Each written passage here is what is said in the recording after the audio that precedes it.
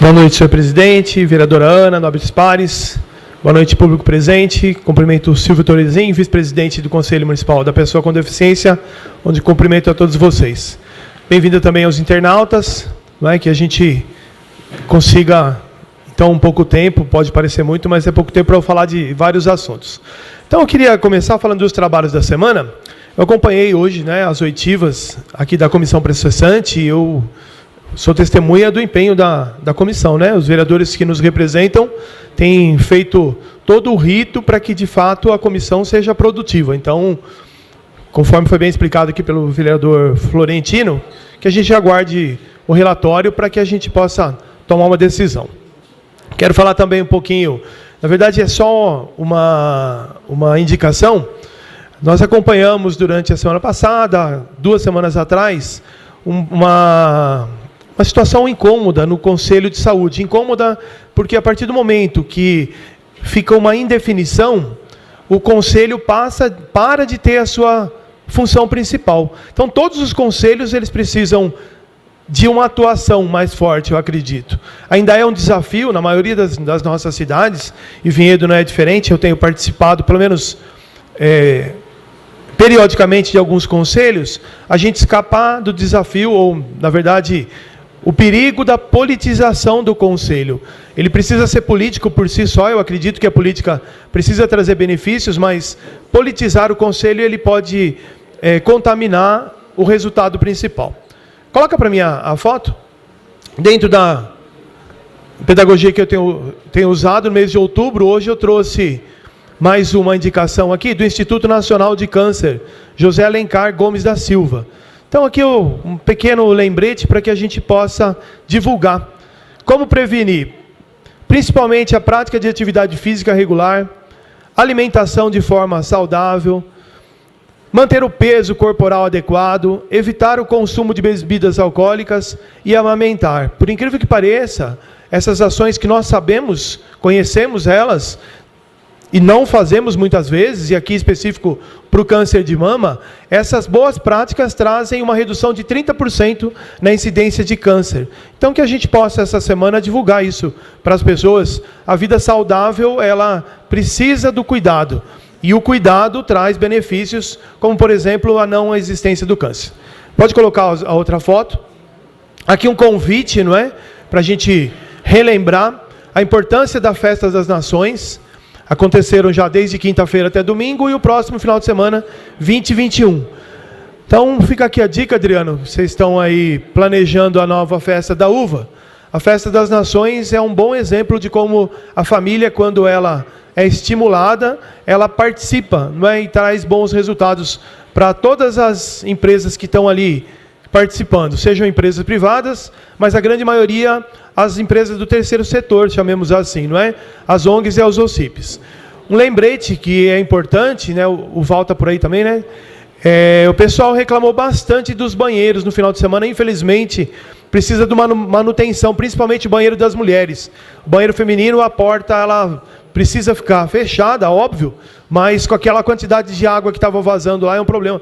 Então fica uma sugestão aí para que antes da sexta-feira seja regularizado. Pode colocar outra imagem também?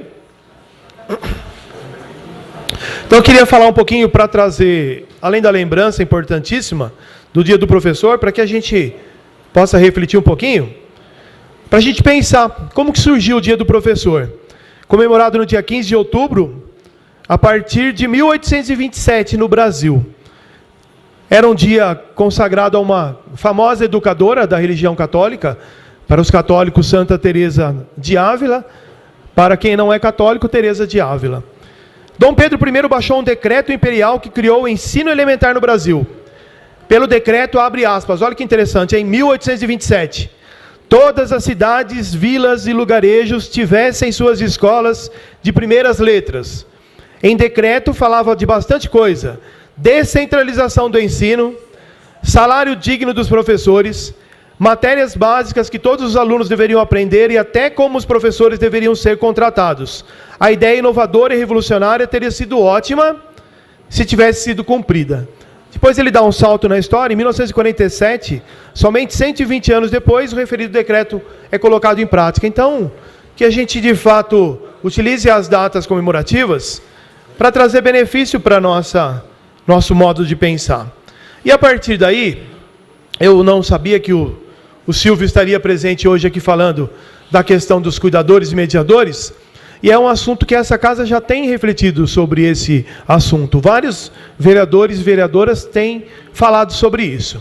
O que eu quero trazer aqui, eu pesquisei ali, na verdade eu já tinha esse arquivo, mas eu resgatei para que a gente possa falar sobre essa discussão que já dura um longo tempo.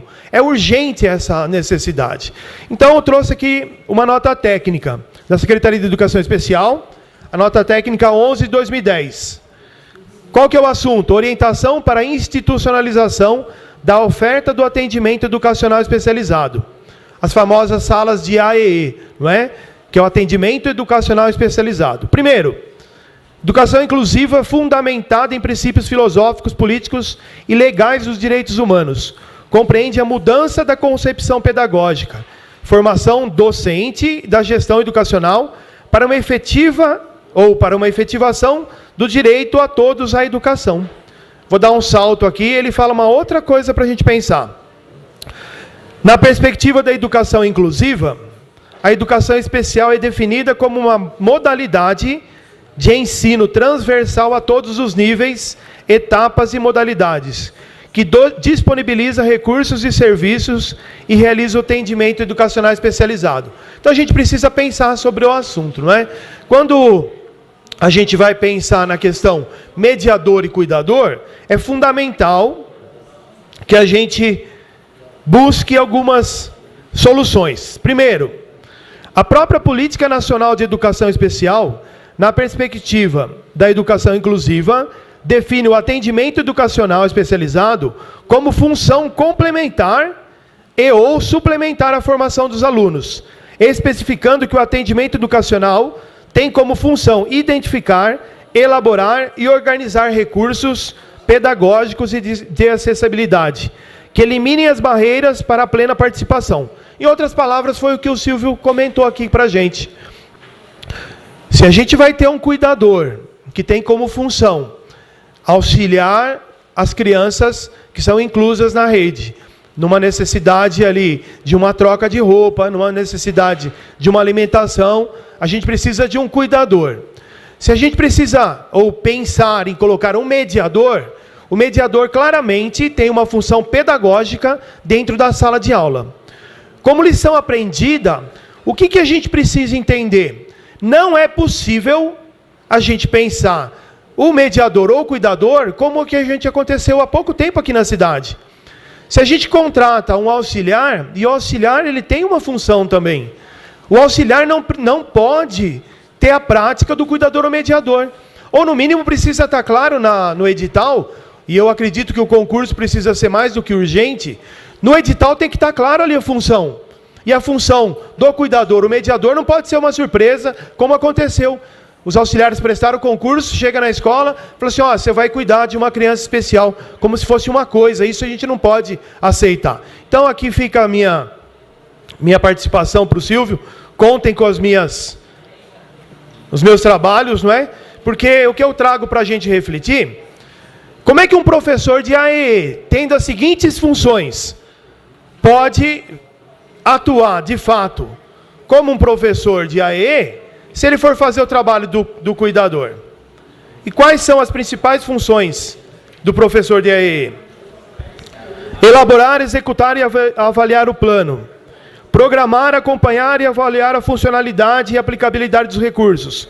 Produzir materiais didáticos e pedagógicos acessíveis. E etc. Né? Eu vou disponibilizar na minha rede social, mas o que eu quero como conclusão é a gente entender o seguinte.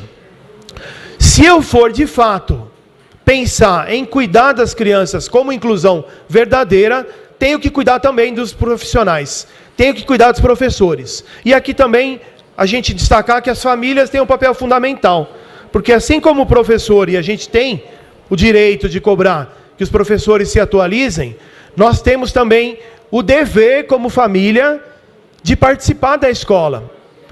É mais do que dever, é uma função de família. O pai e a mãe precisam ter essa função. Então aqui vem a minha contribuição. Eu falei com o secretário Gil Lorenzon, falei com o Rogério também, e eu vejo que o caminho já se tem, mas não pode ficar só no caminho. Precisa resolver essa situação urgentemente. Então, Adriano, leve essa reivindicação ao Poder Executivo. É mais do que urgente essa solução, não é? Não é uma contagem. Dá para ouvir aí? Dá, né? Só um minuto, vereador. Continua, vereador. Eu, como professor de carreira há algum tempo, o barulho já não nos incomoda. Eu fico preocupado só quem está tentando prestar atenção. Então, obrigado, senhores e senhoras.